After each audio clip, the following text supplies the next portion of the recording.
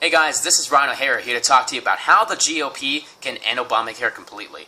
Now, before we get to that, I want to tell you something.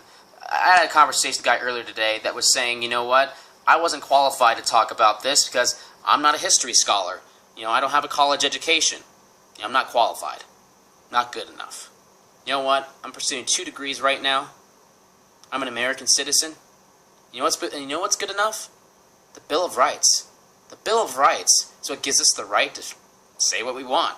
We're American citizens. Doesn't matter if we have a college education. That's just simply left-wing intellectual snobbery. You know what?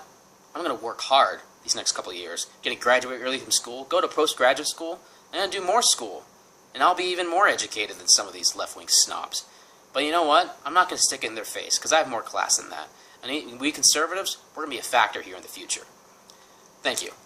And with all due respect to the guy, I reject your request. I have a job to do as an American, and that's to deliver news.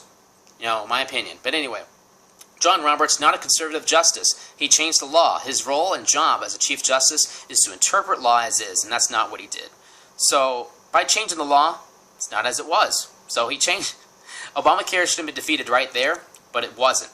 And someone told me, conservatives rule the court. No. 4 liberals, 3 conservatives, 2 moderates. The moderates, Kennedy and Roberts. The liberals, Ginsburg, Sotomayor, Kagan, and Breyer. The conservatives, Alito, Clarence Thomas, and Antonin Scalia. That's how I see it. But anyway, imagine there are a couple provisions that have just come out in the recently that now the American people are finally starting to wake up. But they're also questioning how they didn't know about this. Well, imagine this. I'm talking about provisions 1341 and provisions 1342 of Obamacare. So imagine if you're in a crowded class of 350 people and you get a keylogger and hack into your teacher's computer and change your grade by 2 to 3 percentage points. Now, do you think that teacher's going to notice out of that many kids? No, probably not. Same case here with Obamacare. Taylor Duke and Cash Bachta were 2 Prescott High School students. They hacked into the teacher's stuff, out of a class of 25 to 30 people, and they changed their grades by like 15 to 20 points. Of course they were going to get caught. Stupid. But when it comes to Obamacare, this is the art of passing a bill of monstrous length. So monstrous that you can add something into it and no one's going to notice. Provision 1341, the reinsurance fund collected from insurers and self-insuring employers at $63 each. Now, who do you think's really going to foot the bill here? This yields about $20 billion over 3 years. Taxpayers are screwed. Next, Section 1342. This is the one that Congress needs to step up and say, we've got to pass legislation to block this. This is what really ticks off a lot of Americans. The risk corridor provision, which ensures this very much mandates all taxpayers cover up to 80% of all insurance company losses given this health care plan fails, which it already is. So we should already be prepared for this insane mandate. Now, like I said, never heard of these? That's the art of passing a bill of monstrous length. No one's going to notice what you put in it. The American people are finally starting to wake up. Nancy Pelosi was right.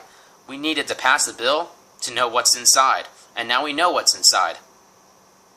And the American people are going to stand up and fight against this. And I got to tell you, Congress needs to stand up right now. The GOP, the guys in Congress are weak. They need balls.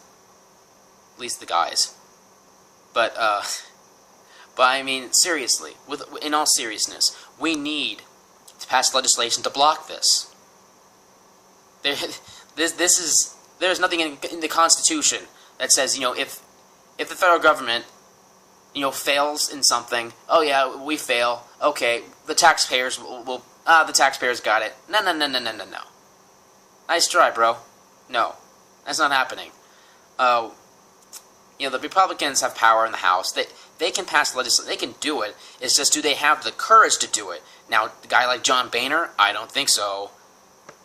And it's just very disappointing. So the whole,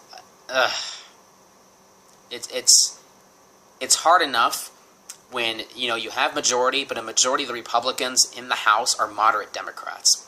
So if they pass this, I hope they do. I hope they at least attempt to pass this legislation to block the mandate.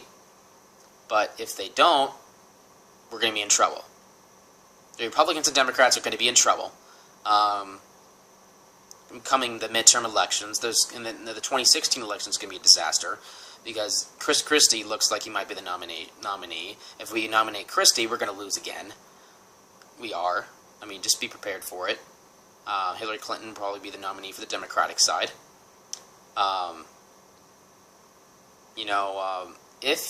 If we do pass the legislation, President Obama would take a huge risk by rejecting it, because there are some people on the left now that are starting to realize, you know what, President Obama is not a man of his word. Heck, a liberal website like PolitiFact, even is rating, his quote of, "You like your healthcare plan, you can keep it." Their rating is a lie. That's completely bogus. So that's something that the American people, we have got to stand up. We the conservatives. Like I said, free speech. Who cares if you have a college education? Stand up. You can do it. Anyone can do it. It just takes courage. Now, don't listen to these left-wing snobs that say, "Oh, you're not smart enough." In realization, punch those fools in the face. They deserve it. We can do this. We can do this together. We the conservatives, we got this. All right, guys. Good night.